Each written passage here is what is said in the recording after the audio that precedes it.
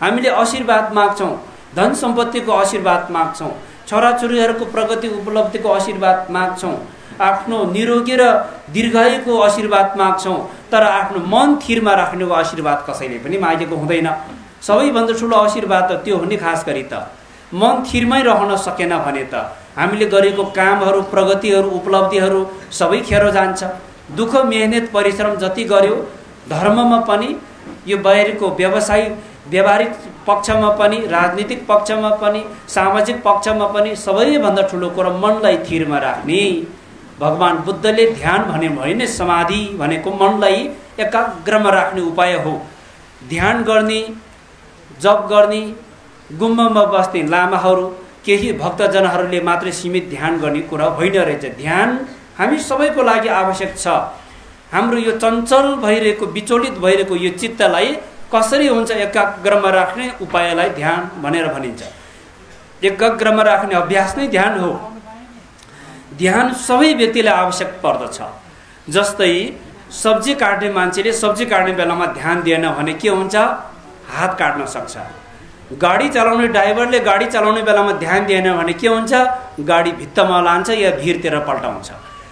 जे जस्तो काम गर्दा पनि ध्यानको आवश्यकता बिना त्यो कामले सफलता हासिल हुन सक्दैन। बुद्धले भन्नुभएको ध्यान त्यही ध्यान हो। आफ्नो मनलाई एकाग्रमा राखे त्यसपछि बल्ल प्रज्ञाको विकास हुन्छ। कुशल र अकुशललाई पहिचान गर्ने विवेकको विकास हुन्छ। त्यसपछि बल्ल हामीले आफूलाई चिन्न सक्ने क्षमताको विकास हुन्छ। बुद्ध धर्म दर्शनको अन्तिम लक्ष्य के हो त भन्दाखेरि आफूले चिन्नु।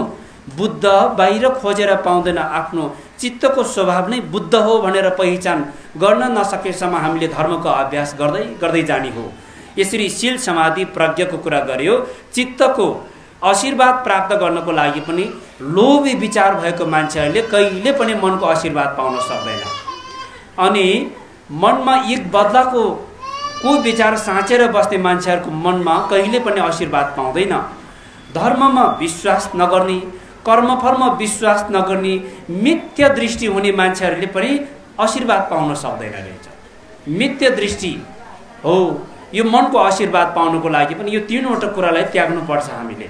यसरी शरीर, वचन, चित्त तीन प्रकारको आशीर्वाद पाउनको लागि वाङ थाप्ने, आशीर्वाद ग्रहण गर्ने, दर्शन गर्ने, पूजा गर्ने, यो त आफूभित्रको यो श्रद्धा भक्ति, सकारात्मक विचार, आफ्नो सोच विचार, बोली वचन, आफ्नो व्यवहार, बानी व्यवहारलाई परिवर्तन गराउने माध्यम पो हो त यो त। सबै हामीले अपनाउन जान्यौँ भने धर्म गर्ने तरिका साह्रै सजिलो छ। अपनाउन जानेन भने जीवनभरि धर्म गरेको जस्तो त देख्छ, तर केही पनि परिवर्तन आएको देखिँदैन फेरि मान्छेमा। धर्म गरिसकेपछि हाम्रो जीवनमा परिवर्तन आउनुपर्छ। हाम्रो बानी व्यवहारमा परिवर्तन आउनुपर्छ। हाम्रो बोली वचनमा परिवर्तन आउनुपर्छ। हाम्रो सोच विचारमा परिवर्तन आउनुपर्छ। जस्तो सुकै कडाकडी गाली गरेको शब्दलाई पनि राम्रैसँग चाहिँ सहन सक्ने क्षमताको विकास हुन सक्नु पर्दछ। हो, धर्म गर्ने मान्छेहरूमा त्यस्तो केही न केही परिवर्तन आउन सकेन भने के भयो भन्दाखेरि धर्म गर्न त गर्यो, कर्मकाण्ड संस्कार एउटा चलिआएको चलन चल्दै अनुकूलताको धर्म त गर्दै आयो। आफू धर्मले आफ्नो मन भिजेन, धर्मले आफ्नो जीवन पद्धतिमा सुधार आउन सकेन। त्यसकारण हामीले अब चाहिँ धर्म गर्ने तरिकालाई अपनाउन जान्यो भने एकदम सजिलो छ।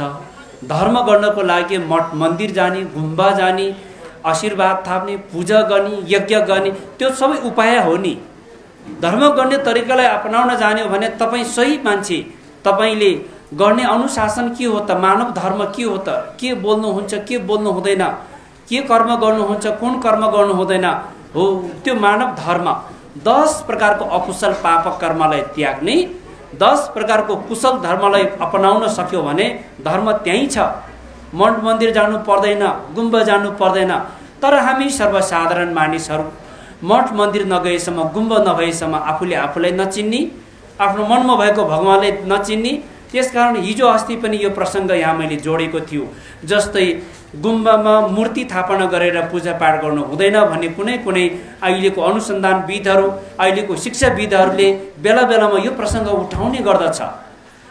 हामी साधारण व्यक्तिहरू, हामी पृथक जन, पृथक जन भनेको आफूलाई आफूले पहिचान गर्न सफल नभएको व्यक्तिहरूलाई भन्नु बुझ्नु पर्दछ। आफूले आफूलाई पहिचान गर्न नसकेको व्यक्तिहरू, आफूले आफूलाई पहिचान गर्न नसक्नु भनेको बुद्ध भगवान, मेरो मन बुद्ध हो, मेरो मनको स्वभाव भगवान हो भन्ने कुरालाई हामीले बुझेका छैनौँ अहिलेसम्म। यो हामी पृथक जनहरू भगवान हाम्रो मनमा भएको चित्तको स्वभाव भगवान भए तापनि दुर्भाग्यवश हाम्रो मतिले, हाम्रो प्रज्ञा, हाम्रो विवेकले त्यो चिन्न सक्ने क्षमताको विकास हुन सकेन। भगवानको स्वरूप, भगवानको प्रतिमूर्तिलाई स्थापित गरेर पूजापाठ गर्दाखेरि अनि हामीमा त्यो भगवानको स्वरूप प्रतिमूर्तिहरू देखेर मनमा श्रद्धा र भक्तिको भावना उत्पादन गराउने एउटा माध्यम भयो नि। जस्तै तपाईँको अनुहार कस्तो छ, ऐना हेरिसकेपछि तपाईँ जस्तो छ त्यस्तो प्रतिबिम्ब ऐनामा देख्न सकिन्छ, तर ऐनाभित्र देखिएको प्रतिबिम्ब त तपाईँ नै होइन नि। अन्डा देखिरहेको प्रतिबिम्बमा ढुङ्गा हानेर ऐना फुट्छ, तपाईँको अनुहार त फुट्दैन। त्यसकारण ऐनाभित्र देखिएको प्रतिबिम्ब तपाईँ होइन, तपाईँको प्रतिबिम्ब मात्रै हो, तपाईँको छाया मात्रै हो। तर त्यो तपाईँ कस्तो छ, कस्तो कपडा लगाउँदा सुहाएको छ, मलाई कतिको चाहिँ सुहाएको छ यो कपडा, सबै हामी ऐना हेर्छौँ। ऐना हेर्दा आफूले छलप्रष्ट देख्ने जस्तै बुद्धको प्रतिमाहरू स्थापना गरेर त्यो प्रतिमाले आफूभित्रको भगवानलाई जगाउनमा त्यसले विशेष प्रकारको ऊर्जा उत्पादन गर्नेमा प्रेरणा मिल्छ। यसकारण यो उपाय हो, विशेष उपाय, उत्तम उपाय हो। यसका हामी पृथक जनहरूले भगवानको कायाको प्रतीकमा मूर्ति स्थापना गर्ने, वाकको प्रतीकमा धर्मग्रन्थहरू स्थापना गर्ने, चित्तको प्रतीकमा स्तूपहरू स्थापना गर्ने प्राचीन कालदेखि चलिआएको बौद्ध परम्परा पनि हो। यसरी चाहिँ हाम्रो जीवनमा हामीले यो काय वाक चित्तको प्रतिमाहरू स्थापना गरेर आफ्नो शरीर, वचन, चित्तद्वारा जान अनजानमा गरेको अकुशल पापक कर्महरूलाई प्रायश्चित गर्ने, शुद्धिकरण गर्ने र सार्थक जीवन जिउने, जीवनलाई सफलता बनाउने धर्मको अभ्यास गर्ने। र विशेष गरी योसँग आज हाम्रो पूजा समापनको यस घडीमा पर्सि भोलि पूर्णिमाको दिन हो। पर्सिको दिनदेखि, पर्सि 21 गतेको दिनदेखि असाढ 17 गतेको दिनसम्मको यो 30 दिन, यो 1 महिनाको अन्तराल समयलाई सगदावा भनेर भनिन्छ। के भन्नुभयो? सगदावा। अब यो सगदावा भनेको के हो? बौद्ध मार्गहरूले सगदावाको महिनालाई विशेष महिनाको रूपमा लिइन्छ। यो सगदावाको विषयमा पनि म थोरै हजुरहरूलाई बुझाउने प्रयास गरिरहेको छु। यो सगदावाको महिना जसरी भगवान बुद्धको जन्म, बोधित्व प्राप्त, महापरिनिर्वाण प्राप्त गर्नुभएको पुण्यतिथि सगदावा महिनाभित्र पर्न जान्छ। र हामी अधिकांश बौद्धहरूले सगदावा त भगवान बुद्धले ज्ञान प्राप्त भएको महिना भएको कारणले गर्दा यो महिनामा पूजापाठ गर्यो, दान गर्यो, शील पालना गर्यो, धर्म गर्यो भने अरू समयमा गरेको भन्दा लाखौँ गुणाले पुण्य वृद्धि हुन्छ भनेर भन्ने गरिन्छ। हिमाली क्षेत्रको अधिकांश बौद्ध मार्गीहरू अब पर्सिको दिनबाट स्वयम्भूमा कोरा जाने त्यहाँ पालो पाउँदैन, बौद्धमा घुम्नको लागि खुट्टा टेक्ने ठाउँ पाउँदैन। किन सबै मानिसहरूमा सगदावाको महिनामा एक पटक कोरा गर्दा 1 लाख पटक कोरा गरेको जतिको पुण्य प्राप्त हुन्छ।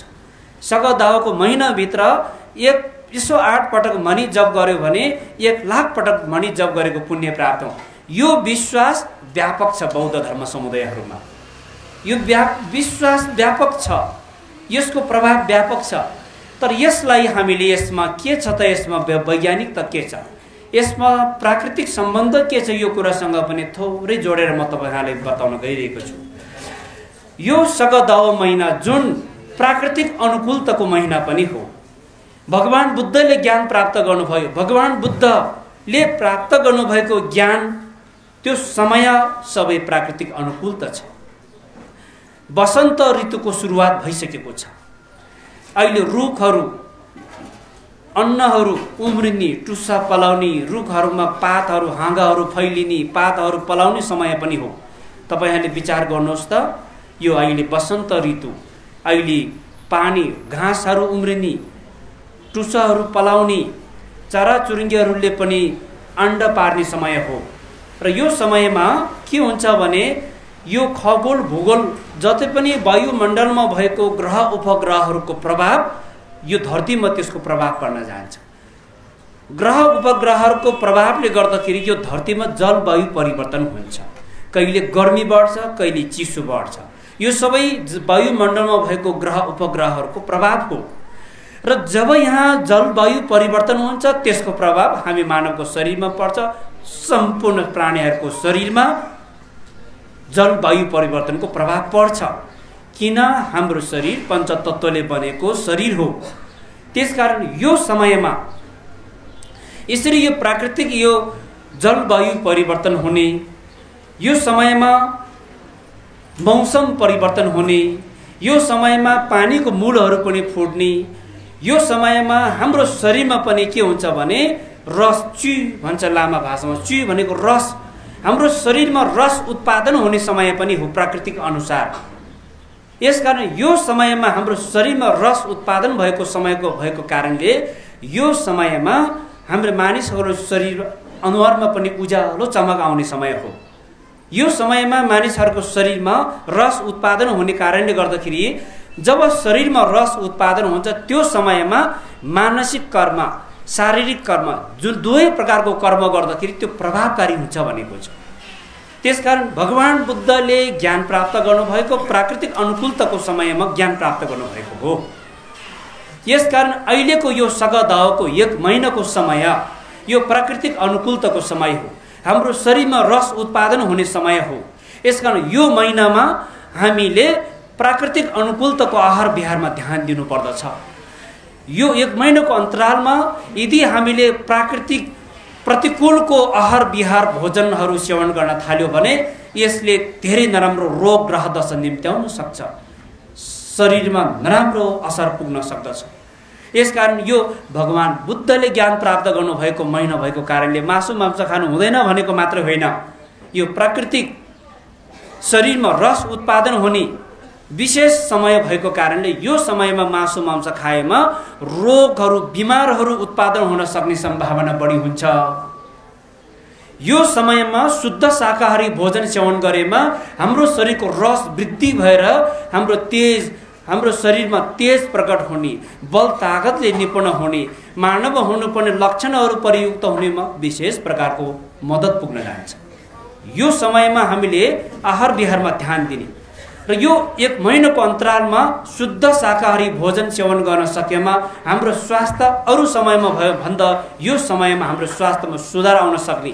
र यो समयमा हामीले ध्यान गर्यौं, हामीले जप गर्यौं, ध्यान गर्यौं, शील पालना गर्यौं भने अरू समयमा गरेको भन्दा पनि विशेष प्रकारको प्रभावकारी हुन्छ, किन शरीरमा रस उत्पादन हुने समय भएको कारणले गर्दाखेरि। यस कारणले गर्दा यो प्राकृतिकसँग सम्बन्ध छ, हाम्रो शरीरको तत्त्व गुणहरूसँग सम्बन्ध छ यो 1 महिनाको सगदाव भनेको। यस कारणले गर्दाखेरि बौद्ध धर्म मान्ने व्यक्तिहरूको लागि मात्रै होइन, बौद्ध अबौद्ध, शान्ति चाहने, सुख चाहने सबै व्यक्तिहरूले पर्सि 21 गतेको दिनदेखि आषाढ 17 गतेको दिनको अन्तराल यो 1 महिना अवधिभित्र सबैले मासु मांस त्याग्नुहोस्, शुद्ध शाकाहारी भोजन सेवन गर्नुहोस्। यो समयमा तपाईको शरीरमा रस उत्पादन भएको हुन्छ। यसले तपाईको शरीरमा शुद्ध शाकाहारी भोजनको सेवनले र तपाईले कुशल कर्म धर्ममा अभ्यास गरेको कारणले तपाईको शारीरिक मानसिक रूपमा नै तपाईको ज्ञान, तपाईको शक्ति, तपाईको बल तागतहरू सबै कुरा अभिवृद्धि भएर जानुमा विशेष प्रकारको अरू समयको भन्दा विशेष प्रकारको प्रभावकारी हुन सकिने हो। सगदावको विशेषता यो हो। र हामी अधिकांशले भन्ने गर्दछ यो त भगवान बुद्ध जन्मेको महिना, ज्ञान प्राप्त भएको महिना रे, त्यसकारण बुद्ध धर्म मान्नेहरूले यो समयमा मासु मांस खाँदैन भन्ने गर्दछ। हामीले यो केवल बुद्ध धर्म मान्ने व्यक्तिहरूले मात्र नभइकन हामी हाम्रो शरीरलाई प्राकृतिक अनुकूलता, हाम्रो शरीरलाई हामीले पालन पोषण गर्न सक्यौं भने हामी निरोगी हुन्छौं, हामी दीर्घायु हुन्छौं, हाम्रो शरीरमा हुनुपर्ने लक्षणहरूले हामी परिपक्व हुन्छौं। तब हामीले शरीरलाई ध्यान दिँदैनौं, प्राकृतिकलाई ध्यान दिँदैनौं, आफ्नो मनोमान्य खुसीले आहार विहारमा ध्यान दिँदैनौं भने हामी रोगको शिकार हुन्छौं। हामी मानसिक शक्तिहरू ग्रसित भएर जान्छ, मानसिक शक्तिहरू सबै पतन भएर जान्छ। त्यसकारण मानसिक शक्ति बलियो बनाउनु छ, शारीरिक शक्ति बलियो बनाउनु छ भने यो 1 महिनाको अन्तरालभित्र मासु मांस नखाइदिनु होला भनेर म विशेष सुझाव दिन चाहन्छु। र यो 1 महिनाको अन्तरालभित्र हजुरहरूले यथाशक्य जप गर्ने, कोरा गर्ने, व्रत बस्ने एकदमै प्रभावकारी समय पनि हो यो समय। त्यसकारण यस्तो प्रभावकारी शरीरमा रस उत्पादन हुने यो विशेष प्राकृतिक अनुकूलताको समयमा भगवान बुद्धको जन्म भयो। भगवान बुद्धले ज्ञान प्राप्त गर्नुभयो, भगवान बुद्धले परिनिर्वाण प्राप्त गर्नुभयो। यस कारणले पनि यो महिना अति नै प्रभावकारी र अति नै पुण्यवान महिना हो र हामीलाई लाग्न सक्छ फेरि 2563औं बुद्ध जन्म जयन्ती अस्ति भर्खरै जेठ 4 गते मनायो। फेरि बुद्ध जन्मेको दिन आउँदैछ भन्छ, यो लामोले कुरा के हो बुझ्नै सकेन भनेर मनमा जिज्ञासा पनि त उत्पन्न हुन सक्छ हामी मान्छेहरू। हो, यो फरक छ। अहिले विश्व सूचीमा सूचीकृत भइसकेको बुद्ध जयन्ती भनेको वैशाख पूर्णिमा नै हो। अस्ति हामीले मानिसकेको वैशाख पूर्णिमालाई बुद्ध जयन्ती विश्वले मानेको बुद्ध जयन्ती हो। तर ज्योतिष पद्धति, ज्योतिष शास्त्रको कारणले गर्दाखेरि सकदावा भनेको हिमाली भोट ज्योतिष अनुसारको 4औं महिनालाई सकदावा भनिन्छ र यो सकदावा कहिले वैशाख पूर्णिमामा पर्दछ। 3 वर्षमा सकदावाको पूर्णिमा र वैशाख पूर्णिमा एकै दिनमा जोड्न जान्छ। यो छ फेरि। त्यसकारण हाम्रो हिमाली क्षेत्रको बौद्ध ज्योतिषविदहरूको भनाइ के छ भने भगवान बुद्ध जन्म भएको अवस्थामा सकदावाको पूर्णिमा र वैशाख पूर्णिमा सँगै संयोग जोडेको महिना परेको थियो। त्यसकारण हामी हिमाली क्षेत्रको बौद्ध ज्योतिष पद्धति अनुसरण गर्ने अनुयायीहरूले सकदावाको पूर्णिमालाई बुद्ध जयन्ती मानिन्छ। सकदावाको सप्तमीमा बुद्धको जन्म भयो, सकदावाको पूर्णिमाको दिनमा ज्ञान प्राप्त गर्नुभयो, पूर्णिमाको दिनमा महापरिनिर्वाण प्राप्त गर्नुभएको मानिन्छ। यो ज्योतिष पद्धतिले गर्दाखेरि अलिकति फरक भएको हामीले बुझिन्छ। वास्तवमा यसमा त्यति धेरै फरक भएको पाइँदैन। त्यसकारण बुद्धले ज्ञान प्राप्त गर्नुभएको दिनदेखि 49औं दिनमा पश्चात उहाँले धर्म देशना गर्नुभयो। हामीले ड्रुपद शैशी भनिन्छ। हिमाली भोट पात्र अनुसार 6औं महिनाको 4औं दिनलाई मानिन्छ। यो ड्रुपद शैशीको दिनमा बुद्धले प्रथम धर्मचक्र प्रतिपादन गर्नुभएको थियो, धर्मचक्र प्रवर्तन। र यस कारणले गर्दा यो सकदावाको तिथिलाई हामीले बुद्ध जयन्ती र भगवान बुद्धको जन्म, ज्ञान प्राप्त, परिनिर्वाण प्राप्त महिना मान्नुको पनि यो कारणहरू यहाँहरूलाई मैले प्रस्तुत गरेँ। र यो सँगसँगै बुद्ध दर्शनको सुरुवात बुद्धले 4 आर्य सत्यको धर्म देशना गर्नुभयो। दुःख आर्य सत्य, समुदय आर्य सत्य, निरोध आर्य सत्य र मार्ग आर्य सत्य। यो 4 आर्य सत्यको धर्म देशना बुद्धले गर्नुभयो। 4 आर्य सत्यको धर्म सिद्धान्तबाट नै बुद्ध धर्मको दर्शनको प्रभाव विश्वमा यसको प्रभाव बढ्दै गयो। आज विश्वको परिवेशमा हेर्ने हो भने जति पनि हामीले जस्तो कर्मकाण्ड गर्ने बौद्ध मार्गीहरूको संख्या अति नै न्यून छ, अति नै कमी छ। आज बुद्ध धर्म विश्वमा लोकप्रिय हुँदै जानुको कारण हामीले जस्तो पूजापाठ कर्मकाण्डको प्रभावले होइन, बुद्ध दर्शन शिक्षाको प्रभावले गर्दा बुद्ध धर्म विश्वमा लोकप्रिय हुँदै गइरहेको हो। त्यसकारण हामी कर्मकाण्ड लामा गुरुहरूबाट गराउँदै आए तापनि बुद्ध दर्शनको प्रभाव हामीमा त्यति पर्न सकेको छैन। प्राचीन कालदेखि नै हामीले जन्मदेखि मृत्यु संस्कारसम्म प्रयोग गर्दै आइरहेको धर्मग्रन्थहरूमा बुद्धको सम्पूर्ण दर्शनहरू समावेश भएको भए तापनि हामी बुद्ध दर्शनसँग नजिक हुन सकेन। हामी कर्मकाण्डमा मात्रै अल्झियौँ। त्यस कारणले गर्दा आजको दिनसम्म पनि गुरुङ समुदाय, तामाङ समुदाय, हिमाली क्षेत्रको लामा बौद्ध विधि परम्परा कर्मकाण्ड अपनाउने समुदायमा के भयो भन्दाखेरि बुद्ध धर्म दर्शनको प्रभाव धेरै पर्न सकेन। संस्कार कर्मकाण्डको प्रभावमा हामी त्यसमा अल्झियौँ। त्यसकारण यसलाई दर्शनको सिद्धान्तलाई हामीले बुझाउन सक्यौँ भने अनि हामीमा यो संस्कारको कारणबाट भइरहेको विभिन्न दुविधाहरू, विभिन्न समस्याहरू पनि सबै आफै समाधान भएर जान्छ। यो समस्या समाधान नहुनु, कर्मकाण्डमा एकरूप हुन नसक्नु, कर्मकाण्डको विषयलाई लिएर हामीमा बेला बखत वाद विवाद हुनु, हामीमा विभिन्न प्रकारको शङ्का उपशङ्काहरू हामीमा पैदा हुनु, यो सबै के हो? दार्शनिक सिद्धान्तलाई बुझ्न नसक्नु, बुझाउन नसक्नुको कारणले र दर्शनको प्रभाव पर्न नसक्नुको कारणले हो यो सबै कुरा। त्यसकारण हामी विवाद बेला बखतमा जब हाम्रो मृत्यु संस्कारको अवस्था आउँछ अनि हामी विवाद सुरुवात हुने गर्दछ। धर्मग्रन्थको विधि पद्धति के हो त? हामी आफ्नो संस्कारलाई प्राथमिकतामा राखेर कर्मकाण्ड पूजा विधिमा मात्रै हामी सीमित रहने हो कि बुद्धले प्रतिपादन गर्नुभएको धर्म सिद्धान्त के हो त यसलाई बुझेर अनुसरण गर्ने हो त? यो कुरालाई हामीले बुझ्न सकेन भने हामी कर्मकाण्ड सीमित परम्पराले हामीमा दुविधा, शङ्का, उपशङ्क, वाद विवाद उत्पादन गराउने बाहेक हाम्रो समस्या समाधानको कारण बन्न सक्दैन। संस्कार जात, थर, गोत्र, ठाउँसँग सम्बन्ध हुन्छ। धर्म कुनै पनि जातसँग जोडेको हुँदैन। धर्म भनेको त विशुद्ध जीवन पद्धतिको शिक्षा भइहाल्यो नि।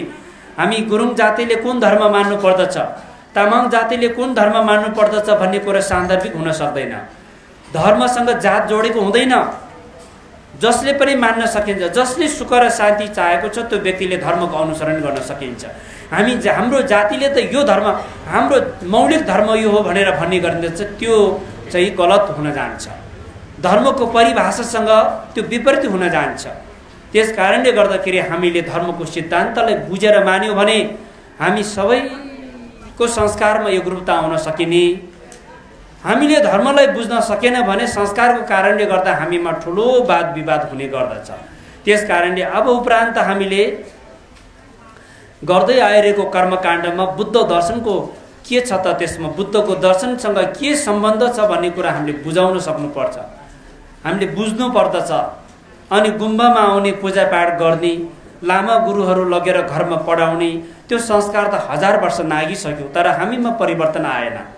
हामीमा पटक्कै परिवर्तन नआउनुको कारणले गर्दा हाम्रो भावी पिँढीहरू, युवा पिँढीहरू पटक्कै हाम्रो धर्ममा प्रभाव पार्न सकेन हामीले।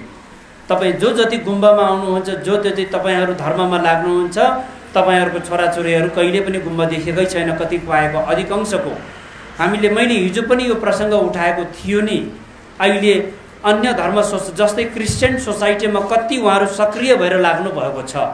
एकजना प्रत्येक शनिबार चर्चमा जानुहुन्छ, उहाँ एकजना जानुहुन्छ, परिवारको सबै सदस्यलाई संलग्न गराउन सक्नुहुन्छ, यति सक्रिय छ उहाँहरू। हामी एकजना गुम्बामा जानुहुन्छ, त्यो आमा गुम्बामा आउनुभएको 10 वर्ष बितिसक्दा पनि त्यो आमाको श्रीमान को हो भनेर हामीले चिनेको हुँदैन। गुम्बामा आएको कयौँ वर्ष भइसक्यो, उसको छोराछोरीले गुम्बा देखेको हुँदैन। यो हाम्रो कमजोरी हो नि त। एकजना गुम्बामा आएपछि उसले आफ्नो सर्कलको व्यक्ति हामीले बुद्ध धर्मको सिद्धान्त अनुसार हामी अनुसरण बाटो बुद्धको मार्गमा प्रवेश गर्यो भने हामीमा योको फाइदा छ भन्ने कुरा हामीले सुरुमा आफूले बुझ्नु पर्यो। त्यसपछि हामीले बल्ल अरूलाई पनि बिस्तारै बिस्तारै यसमा प्रेरित गराउनु पर्यो। त्यो भएन भने पछि आउने भावी पिँढीहरूमा विचलित हुन सक्ने सम्भावना हामीले देखिरहेको छु। र यो कुराहरू यहाँहरूलाई अवगत गराउन विशेष गरी बुद्धले दिनुभएको शिक्षा 4 आर्य सत्य, दुःख आर्य सत्य। संसारमा दुःख छ। हाम्रो मानव जीवन मात्र होइन, पशु प्राणीहरू, देवी देवताहरू, नाग नागिनीहरू, सबै जगत प्राणीहरूको जीवन दुःखमय छ। यो दुःख त्यसै उत्पन्न भएको हुँदैन। यो कुनै ईश्वर, कुनै दैविक शक्ति, कुनै देवी देवताहरूले श्राप दिएर हाम्रो दुःख उत्पादन गराएको पनि होइन। र कुनै मानिसहरूले सुख, क्षणिक सुख, समृद्धिहरू प्राप्त भएको पनि हामीले देखिन्छ। यो भगवानको आशीर्वाद लागेर उनीहरूको प्रगति उन्नति भएको पनि होइन।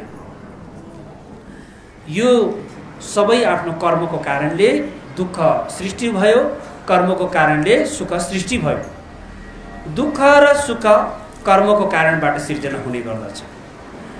दुःख उत्पादन भयो, यसको पछाडि कारण छ, त्यो के हो? समुदय आर्य सत्य भनेर भन्नुभयो बुद्धले। समुदय आर्य सत्य दुःखको कारण छ। त्यो के हो? क्लेश हो। क्लेश।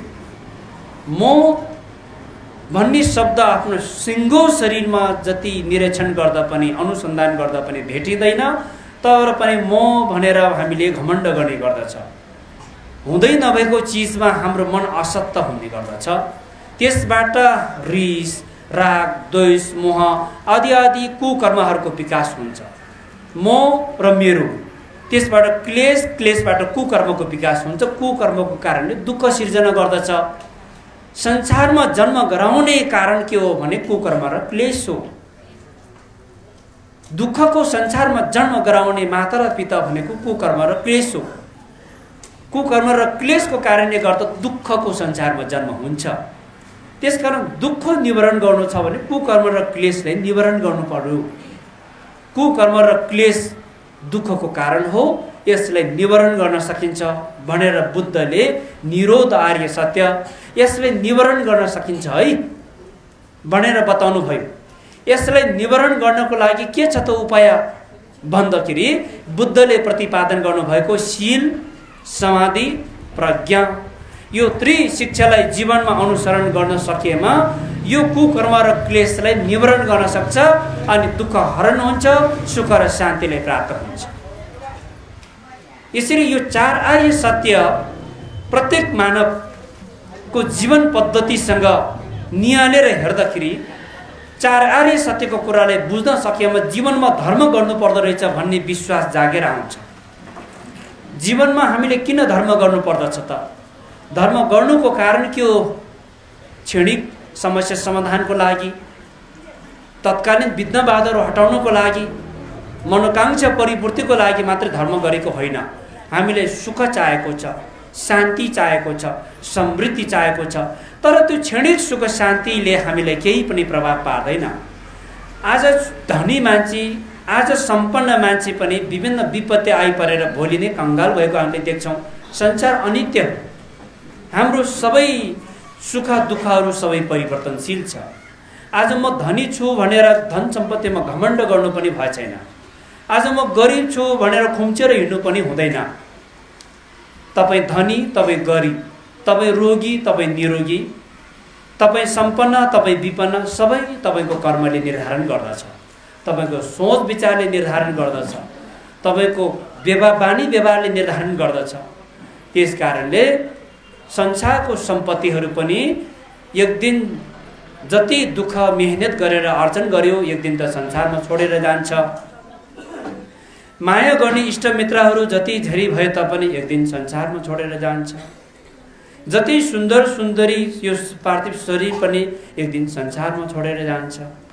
त यो विज्ञानहरू विचित मान्छे मरिसकेपछि पनि यो विज्ञान जीवित रहन्छ। यसले फेरि पनि पुनर्जन्म ग्रहण गर्दछ। यो पुनर्जन्म राम्रो ठाउँमा हुन्छ या दुर्गतिमा हुन्छ, त्यो जीवित अवस्थामा गरेको कर्मले निर्धारण गर्दछ।